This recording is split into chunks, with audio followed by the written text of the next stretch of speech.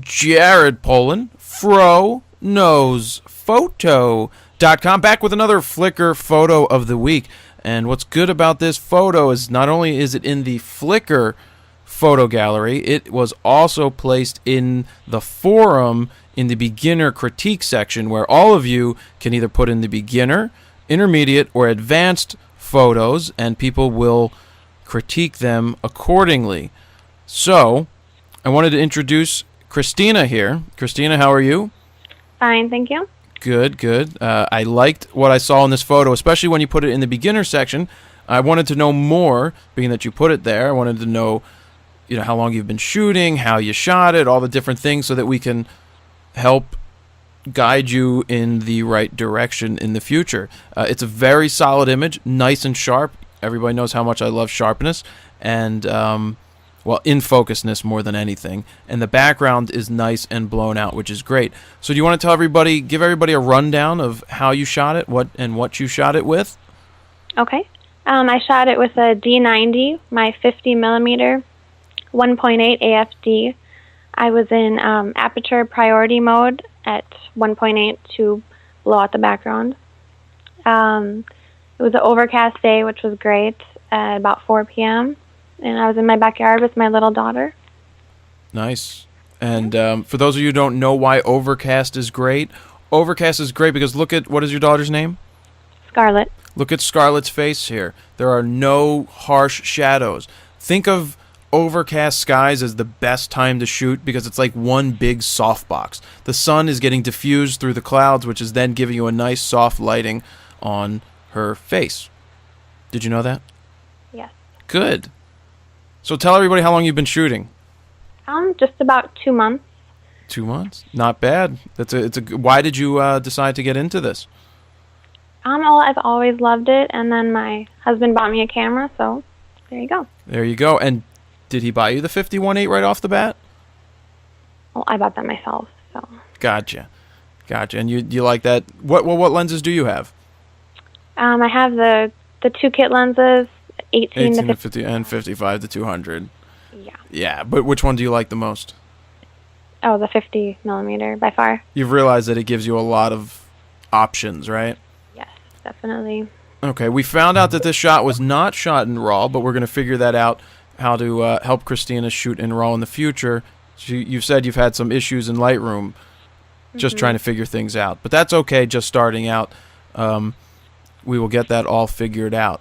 So, let me ask you, where did you focus in this photo? Her eyes.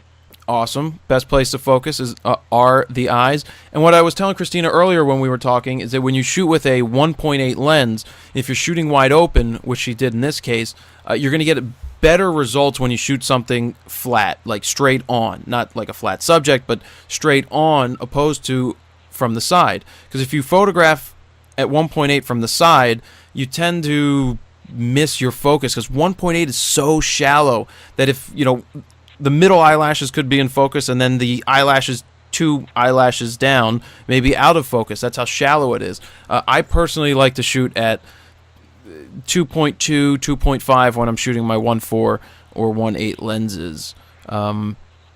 Did you do anything special in the computer when you edited this file? Did you crop at all? I did not crop. Hey, perfect, because it's framed, it's composed very well.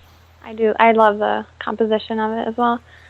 I just did a general sharpening of the photo, and then I ran an action that just sort of saturated the colors a bit.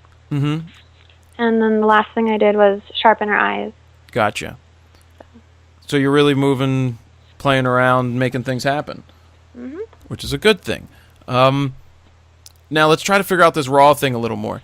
Everything that you can do with those actions, you can do, I'm going to say 87 times easier in Lightroom. Really? Oh, yeah.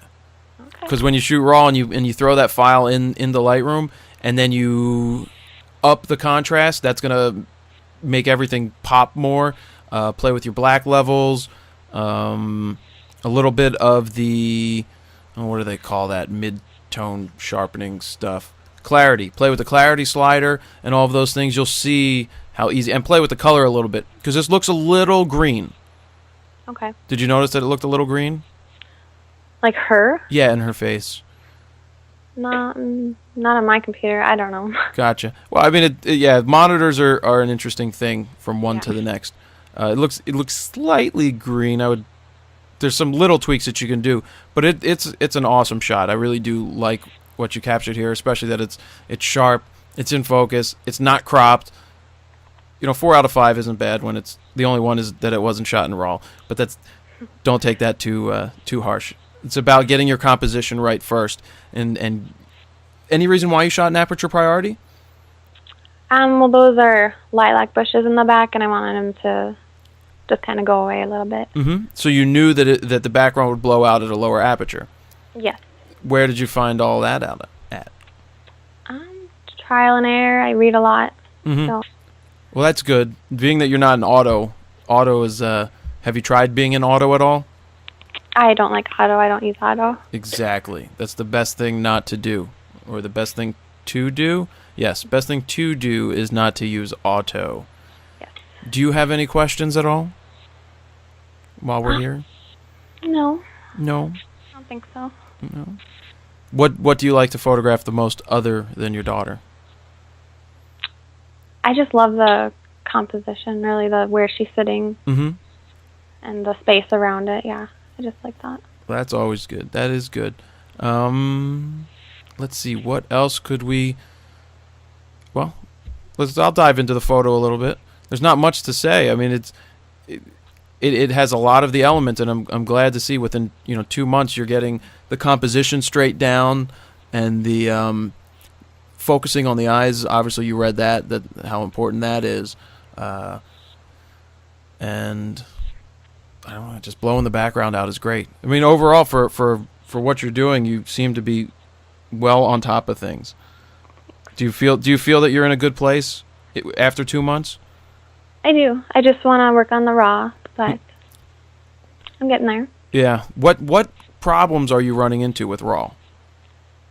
There's a lot. I can see pixels. But are you zooming in on those pixels? No, it's just even up in my regular screen in Lightroom. It just looks very weird. I don't think it's right. I don't know. Yeah, that we'll have to figure out, because if it should be exactly the same as what you would see in Photoshop. Mm-hmm. Now, which Photoshop do you have? 4. Okay, so I'm not sure that one's going to open a RAW file from a D90, but you can shoot in RAW plus JPEG, so you have at least both. Mm-hmm. So that when you do figure out how to really tweak the RAW files, that you have those original files there. Yeah. So in case you get something really awesome that you want to, do something with, then you'll definitely have both. Mm-hmm. Plus, you can use the JPEGs as a reference to make to get your RAW file even closer. Yeah. Yeah. We have to figure that out. We have to figure out what's going on in Lightroom. Because what happens when you first put your photo into Lightroom just does its generic basic tweak, and then you have to go and tweak it after that. But I don't know why it would look pixelated right off the bat. That's interesting. Mm-hmm. We'll have to figure that out. Maybe we'll do a screen share or something, so I can see exactly what it's doing in your Lightroom. That'd be great. Yeah. All right. No, I think you're really doing a great job, and thank you for posting it in both places. Well, thank you. You're welcome. So everybody, post them in Flickr, post them on the forum. Make sure you get into the forum, because it's a great community going on there. Everybody's looking to help everybody out, give good feedback, and help you grow as a photographer. So, Christina, great job. Thank you. You're welcome. Jared Poland, Fro Knows Photo.com. See ya.